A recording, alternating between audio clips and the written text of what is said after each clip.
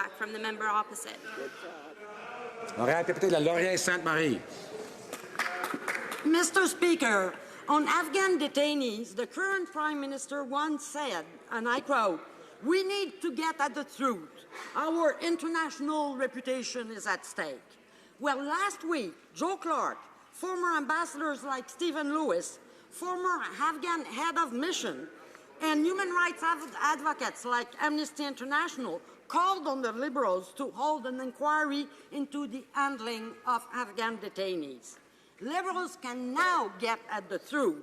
So will they do the right thing and launch an inquiry? Honourable Minister of National Defence.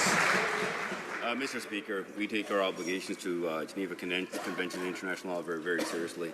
When it comes to any of our missions that our men and women go on and our current missions that we have, there's a considerable amount of pre-deployment training that we emphasize this and the emphasis of human rights. In addition, we emphasize this while we take part in the training with the Kurdish forces who are training as well. Thank you, Mr. Speaker. Honorable député de Laurier-Sainte-Marie. Je n'ai pas entendu parler d'une enquête dans la réponse, Monsieur le Président. Alors, quand le rapport de l'enquête interne avait été déposé en 2011, les libéraux l'avaient jugé incomplet et avaient accusé les conservateurs de manquer de leadership. La semaine dernière, plus de 40 Canadiens, dont l'ancien premier ministre Joe Clark, des défenseurs des droits de la personne, des diplomates, ont demandé au premier ministre de lancer une enquête publique.